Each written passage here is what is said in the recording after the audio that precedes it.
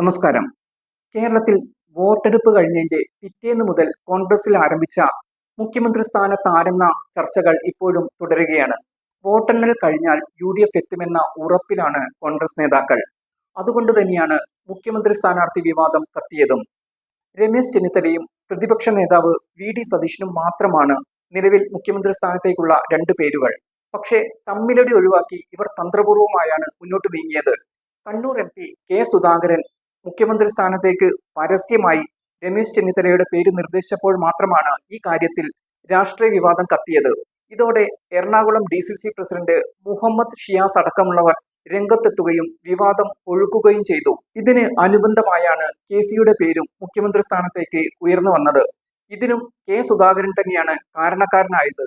KC Venugopal UDF മുഖ്യമന്ത്രിയാകണമെന്ന വാദവുമായി സുധാകരനാണ് FB post നടത്തിയത്. ഇതോടെ KCയുടെ പേരും മുഖ്യമന്ത്രി സ്ഥാനത്തേക്ക് സജീവമായി.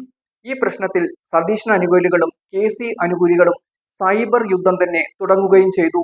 സുധാകരന് FB പേജിന്റെ കമന്റ് ബോക്സ് തന്നെ അടച്ചു പൂട്ടേണ്ടിയും വന്നു. എന്തായാലും മുഖ്യമന്ത്രി സ്ഥാനത്തേക്ക് ഇപ്പോൾ കോൺഗ്രസിൽ നിന്നും 3 പേരുകളുണ്ട്. സതീശനും ചെന്നിത്തലയുമല്ലാതെ KCയും. KC വേണുഗോപാൽ എത്തുകയാണെങ്കിൽ കേരളം ഒന്നല്ല 2 ഉപതെരഞ്ഞെടുപ്പുകൾ നേരിടേണ്ടി വരും. നിലവിൽ ജയിക്കുന്ന ഒരു MLAക്ക് KCക്കായി സ്ഥാനം രാജിവെക്കേണ്ടി വരും. ഈ മണ്ഡലത്തിൽ KC വരുന്നതോടെ ഉപതെരഞ്ഞെടുപ്പ് വരും. ഇതുകൂടാതെ KC വിജയിച്ച ആലപ്പുഴ ലോക്സഭാ സീറ്റിലും ഉപതെരഞ്ഞെടുപ്പ് വേണ്ടിവരും. രാജ്യസഭാ കാലാവധി അവസാനിക്കാൻ 2 വർഷങ്ങൾ ബാക്കിയിരിക്കെയാണ് ഈ സീറ്റ് രാജിവെച്ച് ലോക്സഭാ തെരഞ്ഞെടുപ്പിൽ ആലപ്പുഴ നിന്നും KC സ്ഥാനാർത്ഥിയായത്. ഇപ്പോൾ ലോക്സഭാ MP എന്ന നിലയിൽ ഇനിയും 3 വർഷം ബാക്കിയിരിക്കെയാണ് ഇതൊഴിവാക്കി വീണ്ടും നിയമസഭയിലേക്ക് മത്സരിക്കുന്നത് എന്ന പ്രശ്നവും നേരിടേണ്ടി വരും.